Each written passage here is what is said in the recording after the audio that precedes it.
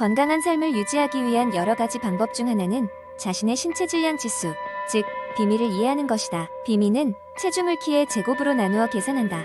예를 들어 몸무게가 70kg이고 키가 1.75m인 사람의 비미는 22.86이다. 이 계산법은 간단한 수학으로 누구나 자신의 비미를 쉽게 계산할 수 있게 해준다. 비미가 중요한 이유는 그 값이 어느 정도 건강에 대한 지표가 되기 때문이다. 일반적으로 비미가 18.5에서 24.9 사이라면 정상 체중으로 간주된다. 반면 25 이상은 과체중, 30 이상은 비만으로 분류된다. 물론 비미는 체지방 비율이나 근육량 등을 고려하지 않고 단순히 체중과 키만 반영하므로 운동선수나 근육량이 많은 사람들에게 적용할 때는 신중해야 한다.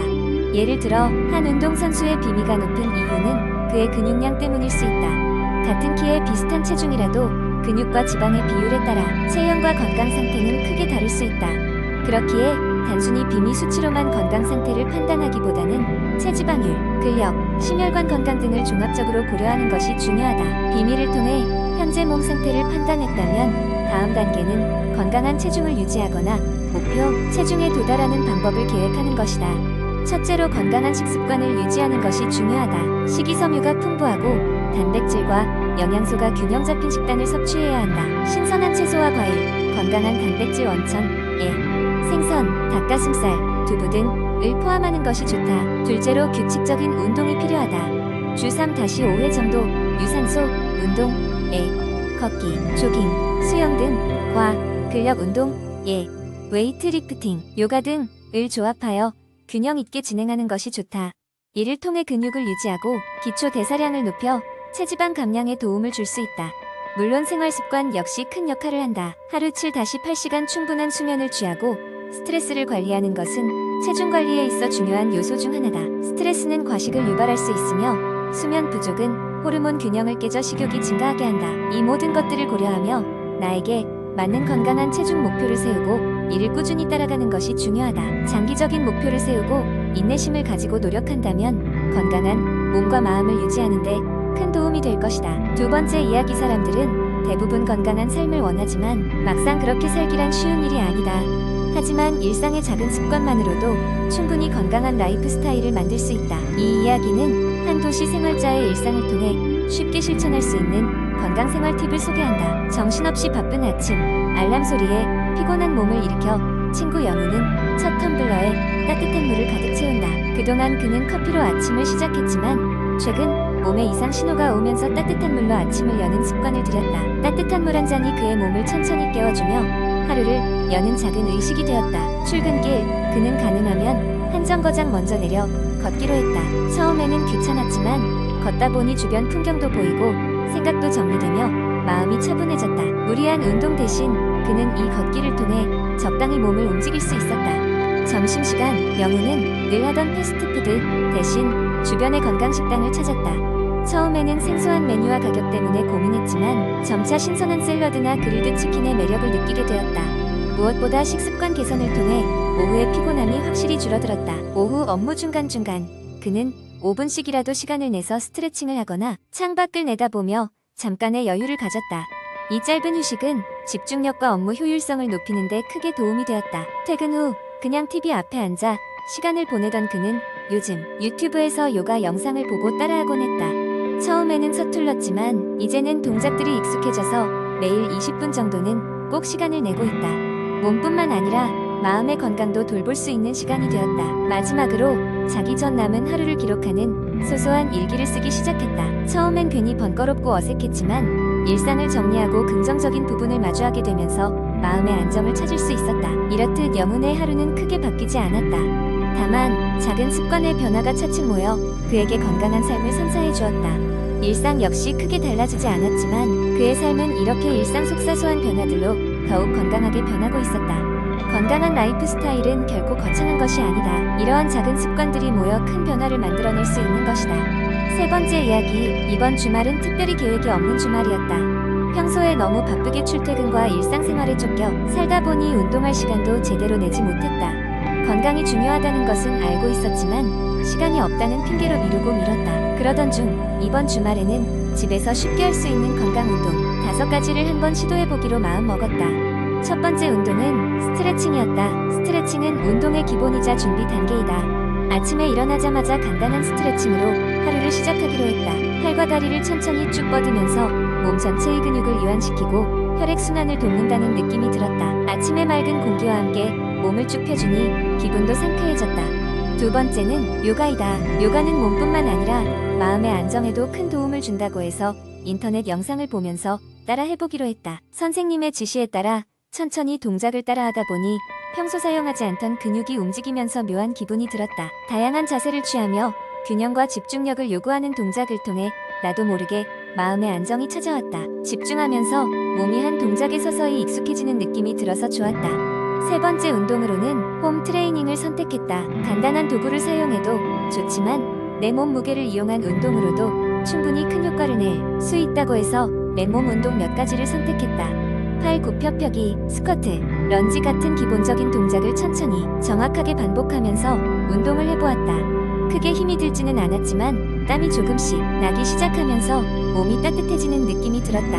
아, 이렇게 쉬운 운동도 집에서 할 수 있다는 사실에 새삼 놀라웠다.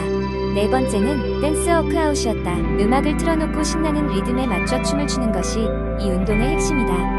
간단한 스텝을 배워 신나게 따라하다 보니 이마에 땀이 송골송골 맺혔다. 집에서 춤을 추는 게 처음이라 어색했지만 흥겨운 음악에 몸을 맡기니 어느덧 스트레스도 사라지고 기분이 좋아졌다. 다섯 번째 마지막 운동은 명상이었다. 모든 운동을 마친 후 잠시 눈을 감고 조용한 음악에 귀를 기울이며 호흡을 고르며 하루를 마무리했다. 신체의 긴장은 점차 풀어지고 마음이 차분해지는 것을 느낄 수 있었다.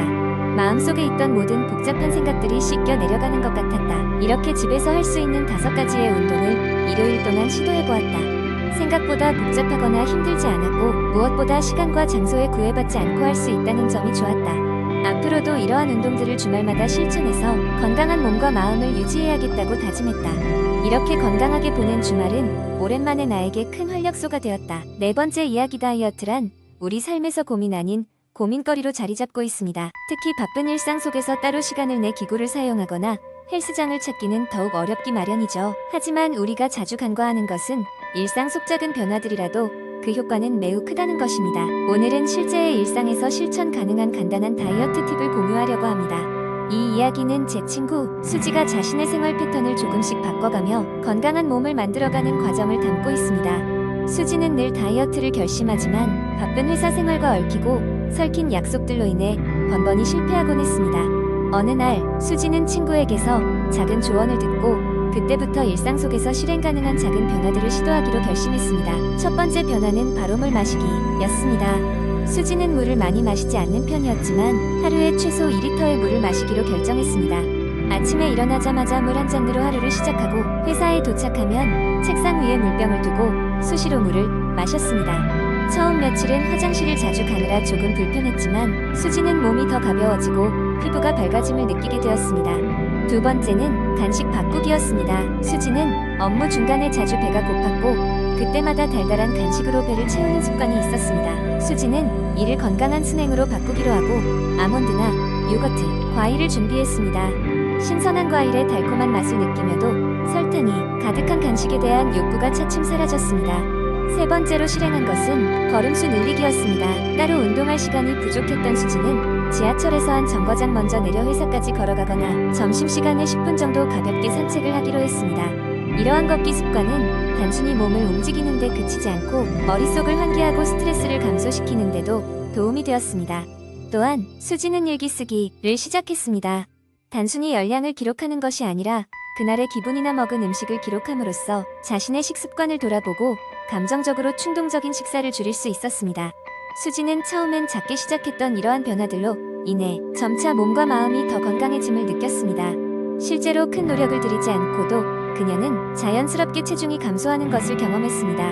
그리고 무리한 목표보다는 작은 변화가 일상 속에서 자리매김할 때 지속 가능하다는 것을 몸소 깨닫게 되었습니다. 수지의 이야기는 바쁜 현대인에게 어떻게 하면 작은 변화로도 건강한 삶을 만들어갈 수 있는지를 잘 보여줍니다. 작은 변화의 힘은 지금 여기서부터 시작할 때 비로소 발현됩니다. 여러분도 수지의 실천 가능한 다이어트 팁을 참고하여 건강한 일상을 만들어 보세요.